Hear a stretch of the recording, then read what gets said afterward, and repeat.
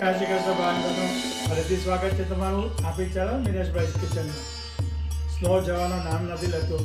Snow બંધ થાય તો વરસાદ પડે, વરસાદ બંધ પડે ઠંડી થાય. કેટલી બધી ઠંડી લાગે છે. આવા મોસમમાં ગરમ ગરમ ભજીયા, બટાકાવડા એવું ખાવાનું મન થાય. તો ગરમ ગરમ મસાલાવાળી ચા સાથે આજે બનાવીએ આપણે બટાકાવડા. તો ચાલો બનાવવાનું શરૂ કરીએ.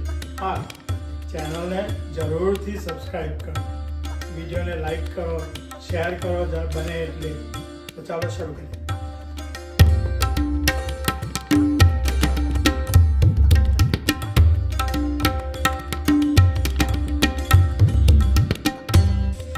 તો બટાકા વડા બનાવવા માટે આપણે લઈ લીધા છે 500 જેટલા બટાકા.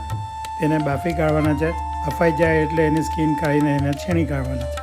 એમાં નાખવા માટે આપણે લઈ લેવાનું છે દાડમના દાણા, 1 ટેબલસ્પૂન જેટલું લાલ મરચું પાવડર, 1 ટીસ્પૂન જેટલી હળદર, 1 ટેબલસ્પૂન જેટલું ગ્રીન ચીલી પેસ્ટ, 1 ટીસ્પૂન જેટલું જિંજર પેસ્ટ. સ્વાદ અનુસાર આપણે લઈ લઈશું થોડું મીઠું. 1 ટીસ્પૂન જેટલી ખાંડ લઈ લઈએ આપણે.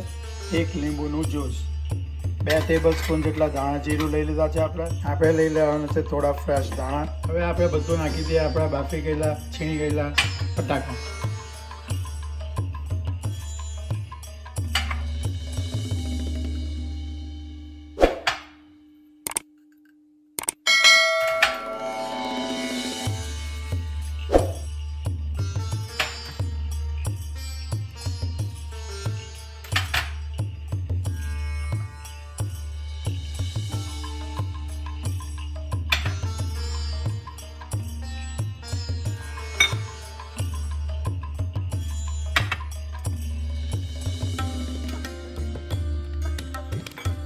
હવે આપણે આ બધી વસ્તુને સારી રીતે મિક્સ કરી લઈએ.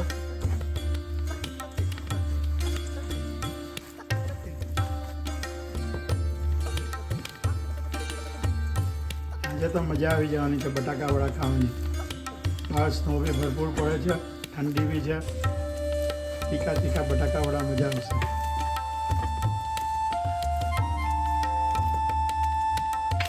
હવે આપણે નાખી દીધા છે દાડમના દાણા. સાવ રેડી થઈ જાય એટલે હવે આપણે વઘાર કરીશું તેલ, જીરું અને લીમડાનો.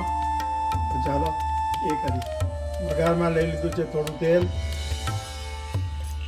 નાખી દઈએ થોડું જીરું,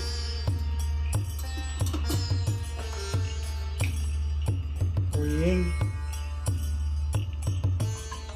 હિંગ પાચન માટે સારી છે. ગરમ થઈ ગયું છે વઘાર્યું. હવે આપણે નાખી દઈએ લીમડો.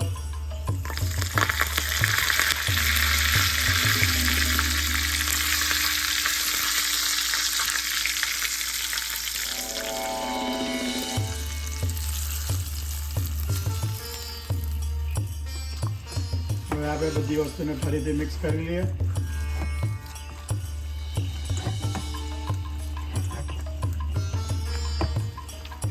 મિક્સ થઈ જાય એટલે આપણે હવે એમાં દવા વાળી દઈશું.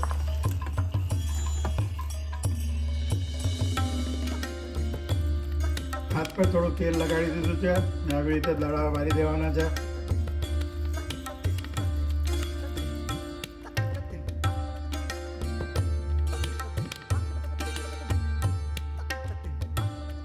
આપણા દડા રેડી થઈ ગયા છે.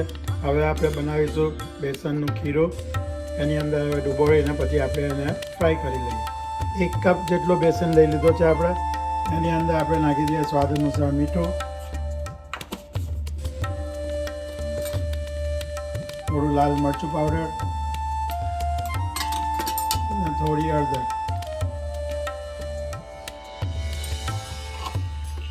હવે એમાં નાખી દઈએ આપણે થોડું પાણી.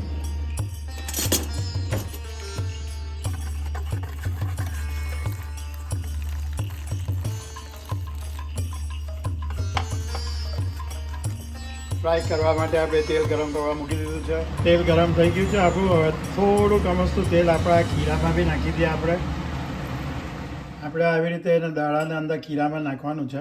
પછી હવે એને આપણે તેલમાં નાખી દઈશું.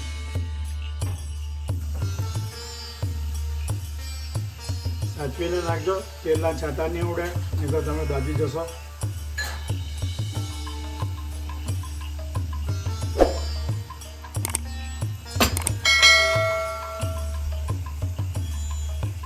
ધીમી આંચ પર થવા દો એને